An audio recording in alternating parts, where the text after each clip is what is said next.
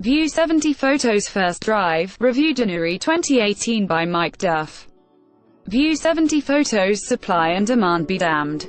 The principle of a self-regulating market is clearly too vulgar for the rarefied world of classic Aston Martins.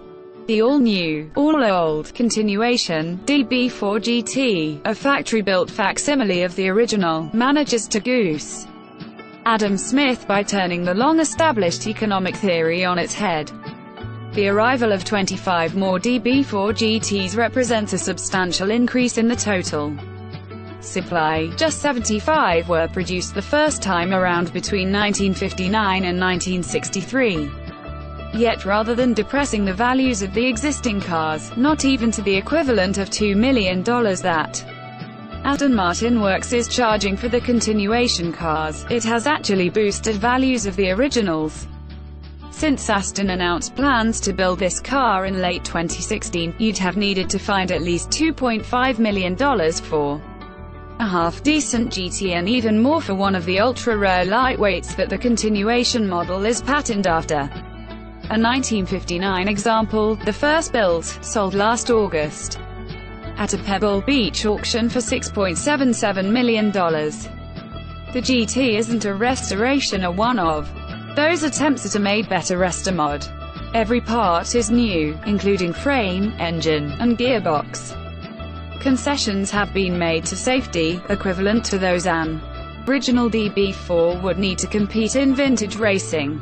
Prototype we drove had a modern roll cage, racing-grade bucket seats, and 6-point harnesses, plus a fire extinguisher and a battery cut-off system. Everything else is as the original, with the cars hand-built by Aston Martin's in-house restoration division, Aston Martin Works, implementing the same techniques used for the originals, including hand-beaten aluminum bodywork. Some parts have even been made by the same suppliers, more than half a century on, including the Borani wire wheels. Paul Spires, Aston Martin Works managing director, reckons about 4,500 hours of work go into assembling and painting each car. Not that improvements haven't been made. The new cars are built to more exacting standards, after scanning of several original examples showed that they were all substantially different from one another. The works engineers also realized that the earliest cars had all been built with a slightly kinked chassis, possibly because they were produced at one of David Brown's tractor plants, and this has been corrected rather than replicated. These new cars are built at the Aston Martin Works facility in Newport Pagnell, England, making them the first new cars assembled there since 2007. Panel gaps and shut lines are assembled to tighter tolerances, and the paint finish is to a far higher standard than you'd find on any car in 1959. The continuation has also been required to pass the same intense durability tests as Aston's current endurance race cars, including a 2,500-mile drive completed at Italy's Nardo track last summer. The prototype that we drove carries British license plates and is street legal in the United Kingdom, but the other 24 are intended to be restricted to track use only. Buyers will be able to enter them into certain historic racing series, and Aston Martin is offering its own 2-year track driving program that will include expert instruction. This, we soon discover, is likely to be necessary for anyone wanting to make the most of the GT's limits on a track.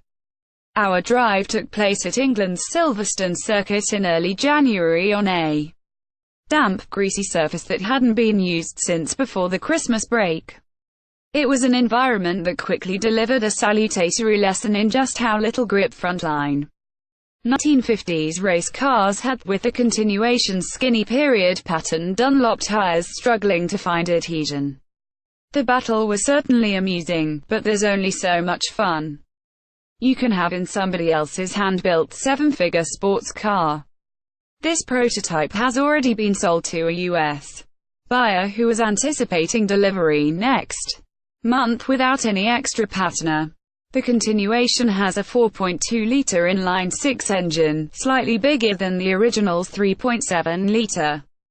unit but breathing through the same trio of carburetors, 2-barrel, side draft Webers. It is tractable by the standards of highly tuned carb-fed engines but is clearly designed to deliver its best at high revs.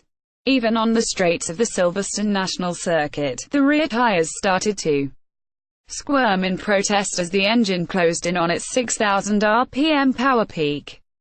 We may have experienced the full 331 horsepower, but if so only briefly. The GT feels far more edgy and exciting than any modern car with a similar output. The 4-speed manual gearbox requires acclimatization. It uses dog rings instead of synchromesh, meaning that engine and road speeds have to be matched. For smooth shifts and downshifts require double clutching, a skill we don't get to practice often enough. Fortunately, the firm brake pedal delivers both solid retardation, when compared to the squirrely behavior under power, and a solid platform for heel and toe downshifts. By the end of our brief stint in the car, we were starting to get the knack. But cornering required a more radical adjustment in technique thanks to the self-effacing modesty of the GT's lateral grip, turning into the tight right-hander at Beckett's at what felt like a very cautious pace. We found the front of the car braking into ungainly understeer.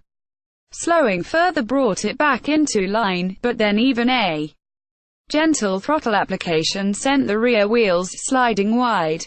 Small wonder that so many of the pictures of cars racing in this era show them in four-wheel drifts. But the GT's low limits, and the need to master the skills required to make the most of them, are a big part of its appeal. It's a sensitive beast that needs to be driven with care. All of the controls are capable of the necessary finesse, but you must accept the need for extreme respect. It seems to be quickest at the very cusp of power oversteer, with the POWR lock limited slip differential helping the rear axle to give directional instructions. We certainly didn't master it during our brief time at Silverstone, but we can see the appeal of spending many hours on slippery surfaces to learn more. Paul Spires concedes that the decision to produce 25 of these continuation GTs was a bold one. Jaguar made just 7 of its carried-on lightweight E-types and asked less money for each of them.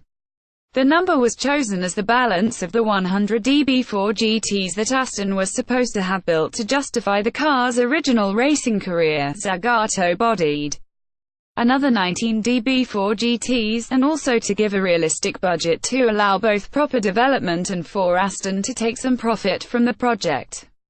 As such, the company has clearly created an appetite for more work in a similar vein. All 25 of these continuation cars were spoken for long ago, having put together such an exceptional team, and created such an exceptional car. It would be a shame if they weren't allowed to do something else, Spires says. Post your suggestions in the comments. The finished result is a car that feels closer to being a clone rather than an original, and we've no doubt that the values of the early DB4 GTs will continue to be unsullied by the existence of what is, in effect, a note-perfect tribute act. But what a tribute! Enter your zip code to discover local offers on new and used Aston Martin DB4 vehicles. Overview photos, build and price, shop local cars, view all features and specs, vehicle type, front engine, rear wheel drive, 2-passenger, 2-door coupe, base price, $2,080,000, engine type, DOHC 12 valve inline 6, aluminum block and head, 3x2 BBL Weber carburetation displacement, 257 cu Inc. 4,206 cc power, 331 horsepower at 6,000 RPM torque, 350 pounds FT transmission, 4-speed manual dimensions, wheelbase, 93.0 in length, 172.0 in width, 66.0 in height, 52.0 in curb weight, C, DS, 2,750 lb performance, C, DS, 0 to 60 miles per hour, 5.5 sec 0 to 100 miles per hour, 12.8 sec standing 1/4 mile, 13.2 sec top speed, 155 miles per hour.